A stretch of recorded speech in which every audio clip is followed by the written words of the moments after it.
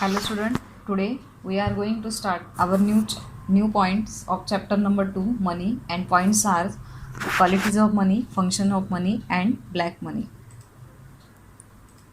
We have already studied about the definition of money and meaning of money. So Professor Crowther, first definition given by Professor Crowther: money is anything that generally acceptable as a mean of exchange and at the same time act as a measure and a store value. Money क्या है? Money is generally acceptable, सब जगह पे acceptable रहता है, और mean of exchange, जो भी गुड्स और सर्विसेज हम परचेस करते हैं उसके लिए मीन्स ऑफ एक्सचेंज क्या यूज़ करते हैं? मनी करते हैं. तो this is the definition given by professor Crowther. And second definition है professor Walker: money is what money does. This is the second definition. Next point is qualities of money. There is 7 points in qualities of money. First is the general acceptability, divisibility, durability, cognizability, portability, homogeneity, and last one is the stability. We will study about the qualities of money step by step. First point, general acceptability. Anything which is used as a money must be easily accepted by the all exchange for purpose. जो भी exchange है, जो भी आपको goods और services purchase करना है उसके लिए आप मनी एज ए एक्सचेंज में मनी देंगे तो वो इजीली एक्सेप्टेबल रहता है. सो जनरल एक्सेप्टेबल, सब जगह पे मनी जो है वो मनी सब जगह पे एक्सेप्टेबल रहता है. That is called general acceptability. मतलब ऑल जो हमारा social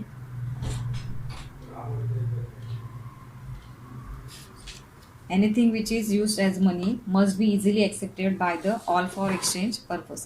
So that is generally acceptable means goods money means, which means it is the generally acceptable, that is good money. If you have any kind of money which is not acceptable, then that is no the good money. But if it is acceptable everywhere, it is good money. मतलब जहाँ पे अगर acceptable है सब जगह पे तो वो क्या है? गुड मनी है. अगर नहीं है तो वो गुड मनी नहीं है. Second point is a divisibility. It is earlier have to use these kits as a coin. It is easily divisible. Now you have 200 rupees.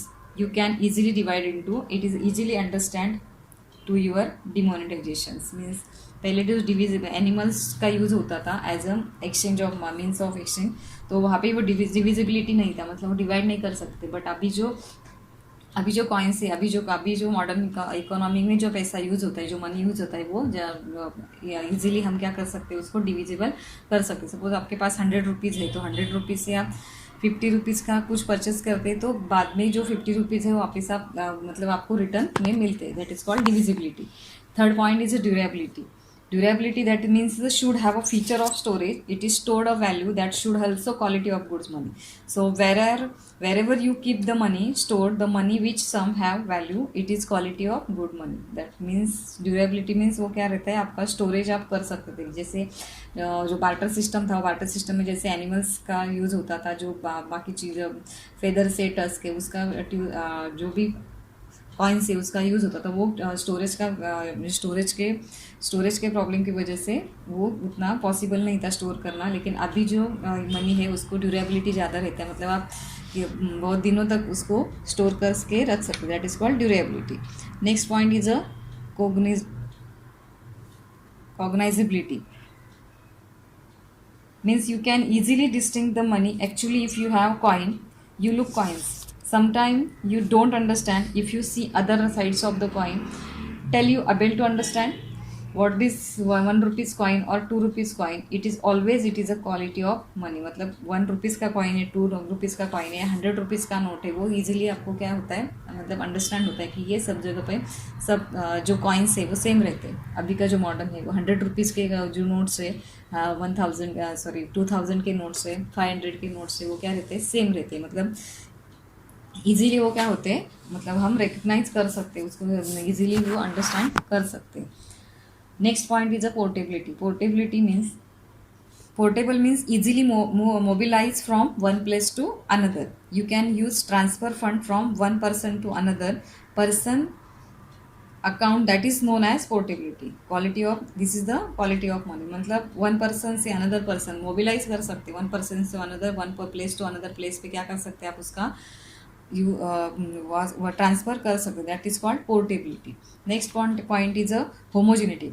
Homogeneity means that should be carry equal value. You have 2 rupees 1 coin and you have 1 rupees note. If should be equal, whatever value of or it, only the forms of the different coins have different but value are same. That is called homogeneity. Means अगर coin भी है, कोई note भी है, तो उसका value जो है वो सेम रहता है. That is called homogeneity.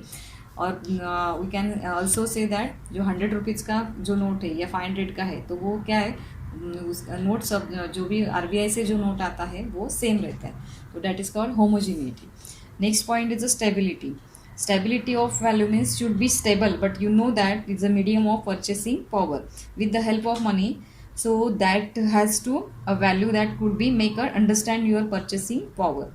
If there keeps a money functioning, you purchasing power never be able to determine. Stability of value जो है should be stable, but you know that is a medium of purchasing power. वो stable जो उसका जो value है वो stable रहता है, वो आपके परचेसिंग पावर का मीडियम है. So that has a value would you make understand your purchasing power. उसके आपके पास जितना पैसा है उसका आपके परचेसिंग पावर उससे समझ में आती. That is called stability. तो क्वालिटीज ऑफ मनी में qualities of money first point था general acceptability, first second divisibility, third durability, cognizability, portability, homogeneity and stability. These are the qualities of good qualities of money. जो money है वो money की good money का quality जो है वो ये 7 points. Next point is functions of money. There is a 3 types of functions of money: primary function, secondary function and third is a contingent function. First is a medium of exchange. Primary functions, first is a medium of exchange, second is a measure of value of unit of account. So first point is medium of exchange. The most important function of money is to serve as a medium of exchange. Any commodity can be purchased or sold for money. मतलब जो most important point है medium of exchange, मतलब ये any commodity can be purchase और sold for money. Money के बदले में आप कुछ भी परचेस कर सकते, सोल्ड कर सकते. This is the medium of exchange. Second point is a measure of value of unit of account. जो price is the value of commodity or a service expressed in term of money. Money enable to compare the price of commodities. Different currency are used to express the value of commodity. जो price is value of commodity और service, जो भी price है commodity का, services का, वो आप major कर सकते हैं किसमें, जो मनी है उसमें कर सकते. जैसे 100 रुपीज़ KG एप्पल से 30 रुपीज़ डजन में बनानास आपको मिल रहे हैं. तो आप वैल्यू जो है वो वैल्यू आप मेजर कर सकते हैं, किसमें, मनी में काउंट कर सकते हैं. जैसे commodity different countries rupees in India, मतलब जो वैल्यूज़ है वो हर एक कंट्री में अलग अलग. जैसे रुपीज़ इंडिया में है, dollar in USA, pound in UK, yen in Japan, income and expenditure of all kinds in express in a value. तो ये वैल्यू में करेंसी अलग है, लेकिन वैल्यू जो है वो यूनिट और अकाउंट सब जगह पे से अलग अलग, मतलब जो रुपीज़ इन इंडिया जो करेंसी है वो अलग अलग है, लेकिन वैल्यू ऑफ वहाँ का जो भी है उसमें मेजर किया जाता है. तो second function is a secondary function, standard of differ payment, third is second is a store of value and third is a transfer of value. The first point is standard और differ payment. जो barter system था, वो barter system में differ payment हम मतलब loan तो easily हम ले सकते थे, लेकिन जो डिफ़र पेमेंट है वो डिफ़र पेमेंट करने में बहुत सारी डिफ़िकल्टीज आती थी, क्योंकि वो एनिमल्स जो थे वो या पर्शेबल गुड्स में अगर आपको डिफ़र पेमेंट करना है तो वो बहुत बड़ा डिफ़िकल्टीज उसमें था. बट अभी जो मॉडर्न सोसाइटी, मॉडर्न इकोनॉमी जो है, इकोनॉमी में अगर डिफ़र पेमेंट आपको करना है, मतलब लोन लेने के बाद वो लोन आपको फिर से वापस मतलब रिटर्न करना है, तो उसके लिए डिफ़र पेमेंट मीन्स EMI, और इजीली हम EMI भर के या बाद में EMI भर के या इंस्टॉलमेंट भर के ये जो डिफ़र पेमेंट है वो कर सकते हैं. Second point is a store of value. Store of value means money act as a store of value. Money not only satisfy want in a present but makes provision for satisfaction of want in futures. Means money आप store करके रख सकते हैं. अभी current में का जो भी आपका वांट है वो भी सेटिस्फाई कर सकते हैं, और आगे जो आने वाला मतलब फ्यूचर में आपको अगर सेव करना है तो उसके लिए भी आप सेव कर सकते हैं. This is the possible due to the saving से आप पॉसिबल कर सकते हैं, मतलब बैंक में आप सेव करके स्टोर वैल्यू उसका बढ़ा सकते हैं. According to the lord J.M. Keynes, money is a link between the present and future. Money क्या है, उसके बीच का लिंक है, मतलब दोनों के बीच का, मतलब मनी आप प्रेजेंट के लिए भी सेव कर सकते हो और फ्यूचर के लिए भी सेव कर सकते. That is called store of value. Next is a transfer of value. Money enable transfer of money from value from one person to another and from one place to another. Real assets like building, plots, shop, agriculture, land, etc. can be sold at one place and can be purchased at another place with the help of money. Money से आप क्या कर सकते हैं, एक जो real estates like जो building से, प्लॉट से, शॉप से, एग्रीकल्चर है वो परचेस कर सकते हैं पैसा दे के या पैसा लेके. वो जो प्लॉट से, शॉप से, एग्रीकल्चर है, ऐसे जो असेट्स है वो परचेस कर सकते हैं. Means transfer of value. Can be sold at place one place to another and purchase at another place to help of the money. मतलब दिल्ली में अगर कोई पर्सन बैठा है तो यहाँ पे महाराष्ट्र में वो क्या कर सकता है, कोई भी शॉप परचेस कर सकता है, लैंड परचेस कर सकता है, फ्लैट परचेस कर सकता है with the help of money. That is called transfer of value. So these are the secondary function. Third function is the contingent function. Contingent function according to the professor Kinley, in the modern period money play a important role almost in all economic transaction. जो bank से related जो transaction है उसको बोलते हैं contingent function. तो first function is a measurement of national income. National income is express in money term. Distribution of national income among the 4 factors of production is term of monetary rewards, rent, wages, interest and profit. जो factor of production हमने देखी, land, labour, capital और इंटरप्रीनर, इनको जो rewards दिए जाते हैं, जैसे लैंड को रेंट दिया जाता है, लेबर को सैलरी दिया जाता है, कैपिटल को इंटरेस्ट और इंटरप्रेन्योर को प्रॉफिट दिया जाता है, वो किसमें एक्सप्रेस किया जाता है, मनी के फॉर्म में उसको एक्सप्रेस किया जाता है. तो नेशनल इनकम ये सबको मिला के नेशनल इनकम बनता है. तो national income is express in money term. Distribution of national income among the 4 factor of production is term of monetary reward. जो मॉनेटरी रिवॉर्ड्स दिए जाते हैं, जो रेंट है, वेजेस है, सैलरी है, रेंट, वेजेस और सैलरी, कैपिटल और इंटरप्रेन्योर को जो प्रॉफिट मिलता है वो हम किस में मेजर कर सकते हैं, मॉनेटरी रिवॉर्ड जो है वो मनी के टर्म में मेजरमेंट कर सकते हैं. Second is a basis of credit. Commercial bank credit money on basis of primary deposit. Money provides a liquid base for the creation of credit money. मतलब जो लिक्विड बेस है, मतलब उसको अब मार्केट में इजीली वो क्या कर सकते हैं, उसके ट्रांजेक्शन के लिए ईजी रहता है. Commercial bank credit create money on the basis of primary deposit. तो प्राइमरी डिपॉजिट आप जो बैंक में रखते हैं वो इजीली आप बैंक को किसी को लोन दे सकते हैं या किसी को जो भी सेविंग कर सकते. That is called basis of credit. Next is a impart of liquidity of wealth. Money is called is a liquid assets. Money can be easily converted into any assets and any can be converted into money. For example, जैसे आपने purchase किया है gold, person can purchase gold and if he wants he can sell it and purchase government bonds, security etc. अगर किसी आदमी के person के पास क्या है, गोल्ड है, और वो क्या कर सकता है, वो उससे अगर he wants he can sell it and purchase government bonds, security also. तो वो क्या कर सकता है, उससे गोल्ड है तो गोल्ड को परचेस करके या गोल्ड को देके वो सिक्योरिटीज, बॉन्ड्स और एनी जो भी थिंग्स उसको चाहिए वो ले सकता है. मीन्स लिक्विडिटी, उसमें हाई लिक्विडिटी रहती है, तुरंत उसका पैसा आपको मिल जाता है, रिटर्न मिल जाता है. Last is the estimations of macro economics variable. जो मैक्रो इकोनॉमिक्स के वेरिएबल्स है, जैसे टोटल सेविंग, टोटल इन्वेस्टमेंट,